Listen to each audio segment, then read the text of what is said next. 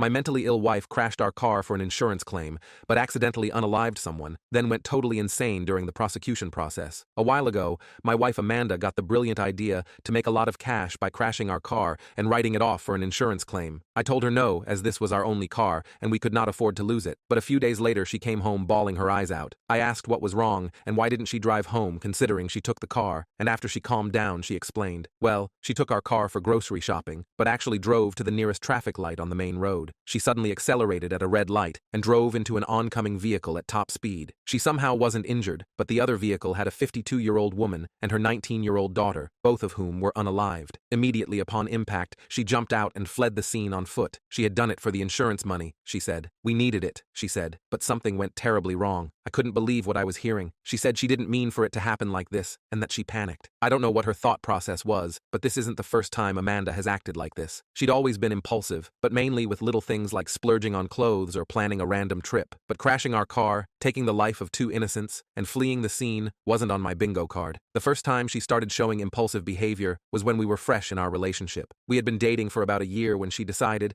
out of the blue, to quit her stable job at the marketing firm to pursue her dream of becoming a freelance photographer. She came home one evening and excitedly told me she had handed in her resignation that day. I was confused at first. I asked if everything was okay and what made her do such a thing. She said that she's diving 100% into her passion. She talked about it in passing, but only seemed to take interest in it after seeing a woman's YouTube channel who travels the world as a freelance photographer, and she said she wanted to be like her. She didn't even own a camera. When I tried to ask her why so suddenly, she explained that she'd been thinking about it for a while and that she couldn't keep working at a job that she hated. She also said that the time that she spends at the firm is time that she could be putting into her business ventures. She said she was too tired to come home from work every day and try to practice photography. I admired her courage and how spontaneous she was, but I couldn't shake the worry of how she was going to help around the house at the back of my mind. We had bills to pay, and our finances weren't exactly reliable. Still, I wanted to support her dreams, so I smiled, kissed her, and told her I believed in her. The following months were tough. Without her steady income, we had to tighten our belts. Amanda threw herself into her new career, but work was slow to come by. I could see the strain it was putting on her, and in turn, it put a strain on us. I picked up extra shifts at the warehouse to make ends meet, and a lot of the time, I came home exhausted. My feet hurt, and I felt dizzy from the fatigue. But despite the stress and sleepless nights, I didn't mind it at first. I loved her, and I wanted to see her happy. Watching her light up when she finally booked a gig or captured a stunning photo made it all worth it. I kept telling myself that things would get better, that her impulsiveness was just part of who she was, one of the reasons I fell in love with her in the first place. However, as the financial pressure mounted and her career struggled to take off, the initial excitement faded. Anyways, the police arrived not long after. I watched in disbelief as they charged her and attempted to escort her out of our apartment. She resisted, however, screaming and thrashing wildly. It was like watching a nightmare unfold in slow motion. My wife, the woman I loved, was being dragged away in handcuffs. She kicked and screamed, saying she was framed and that she couldn't go to jail. That rage soon turned into begging and pleading. It took 2 officers to get her into the vehicle, and she banged her head on the glass as they drove off. I could hear her screams through the glass and her snot smeared on the window. I couldn't move. I couldn't speak. I just sat there, stunned, as they took her away. The silence that followed was deafening. The days that followed were a blur. I barely slept, my mind racing with thoughts of what had happened and what was about to happen. The days leading up to the trial were some of the hardest of my life. Every morning, I would ride the bus to the courthouse. Each time I rode the bus, it was a constant reminder of what Amanda had done. I remember the first day of the trial vividly. Amanda was brought in wearing the orange jumpsuit. Her wrists were in cuffs. Seeing her like that was like a punch to the gut. I tried to look her in the eye to offer some silent reassurance, but she stared straight ahead. She was in her own world. Sitting in that courtroom was torment. The prosecutor's voice dragged on,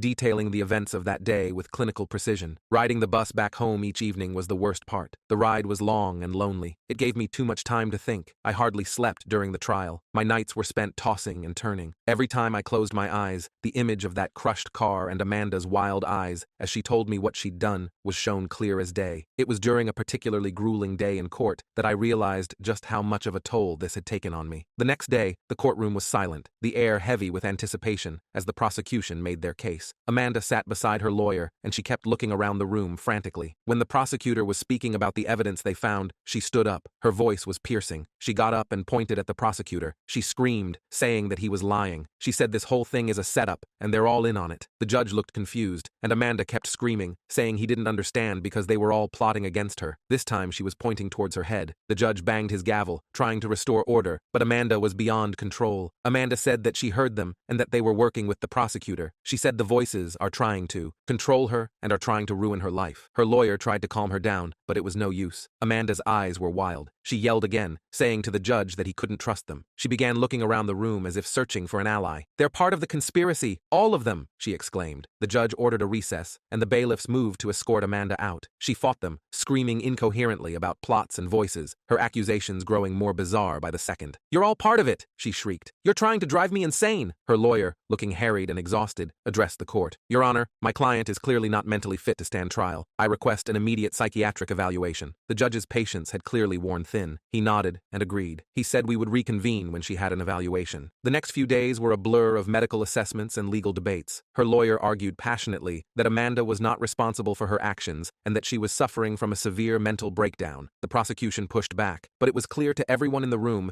that Amanda was not in her right mind. Finally, the judge made his ruling. He found her not guilty by reason of insanity and committed her to the psychiatric ward for treatment. Amanda's outbursts had taken their toll on everyone involved. As she was led away, she was still muttering about conspiracies and voices. The first time I visited Amanda in the psychiatric ward, I felt a knot of anxiety in my stomach. I wasn't sure what to expect. Would she recognize me? Would she be lucid? As I walked down the sterile, white hallway, my heart pounded in my chest. When I finally saw her, she looked almost like her old self, sitting in a common room with other patients. She was reading a book. She looked up as I got closer, and for a moment her face lit up. We greeted each other, and I told her how much I'd missed her. We talked for a while, and despite the confusion that clouded her mind, there were glimpses of the woman I fell in love with. She laughed at my jokes, though the laughter had a hint of hysteria. She asked about home and about the little things that used to matter so much to us. For a moment, I thought that she could get better and get out of there. But as the weeks passed, our visits grew more strained. The confusion she had soon turned to suspicion. One afternoon, as we sat in the visitor's room, she turned to me. Her expression was hard. She started asking me questions like why I didn't lie for her, and she started to sound angry. I was taken aback. I told her that I couldn't lie to her because they knew everything already. She yelled at me that I could have at least tried